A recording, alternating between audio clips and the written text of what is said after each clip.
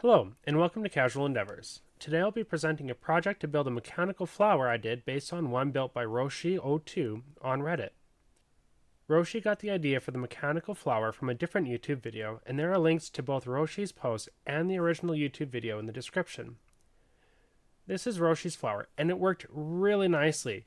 They used a servo in the base to make the flower open and close. The lights were done using 1206 surface mount LEDs, and an Arduino was used to do capacitive touch sensing of the leaf for when to open and close the flower. Unfortunately, there was an issue with their flower, and it didn't quite close correctly. This was caused by a linkage issue connecting a flower petal to the center structure. The good. I designed the molds to help make the petals to ensure that each one was as similar to the next one as possible. I used Fusion 360, which has a free version for hobbyists. The build process was quite simple, actually. First, I started out with a simple sphere with a radius of 50 millimeters, which I expanded the height of by a factor of 2. Then, the egg was cut down to a single slice with half the width of the petal being designed. The veins for the petal are drawn in a sketch and projected forward onto the surface of the petal. The veins are cut out, creating a groove for the wire of the petal to be created. To create the full width of the petal, this slice is mirrored about the central plane. Each face is pulled out a bit to increase the depth of the groove to make it easier to fit the wire. This is the model that will be used to verify that the wires have been bent correctly. The last step is to add a flare along some of the edges so that the wire can be bent by pressing it into the flared edge. This model is used first to get the wires into their general shape.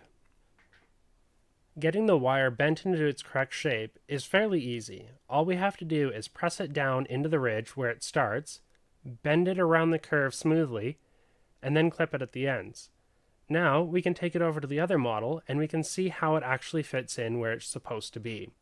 We can use the smooth curvature of this model in order to help press the wire down into the shape that we're actually aiming for. The initial bending of the wire and getting it into the general shape is really easy. The part that requires the most amount of time is getting that final bend in until you're happy.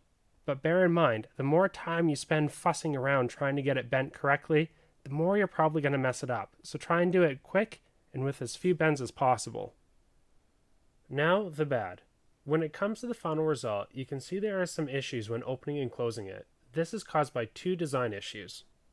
The first is the result of these loops being too large for the wire. I created these loops by wrapping them around a stick with an outer diameter of 3 millimeters. I can't go smaller or there would have been issues when soldering. The inside of these loops need to be clear so that they can move smoothly. Roshi used a wire tube, which was a much better idea.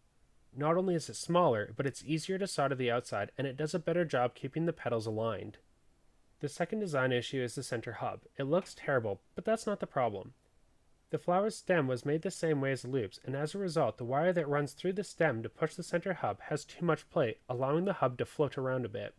Ultimately, the flower does work, and I really like the project to this point. The two design flaws are easily corrected in an updated version, and having seen this result, I have ideas on how to improve version 2. Oi, the ugly. There's no denying this or trying to make it sound better than it is. The part that is ugly is definitely my terrible soldering.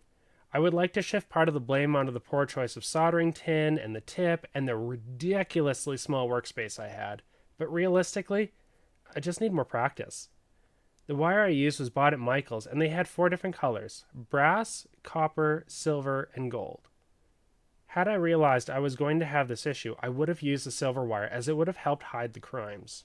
Despite the final look, I think this was a great project, especially if your soldering skills are better than a 4-year-old's. Thank you for checking out this project.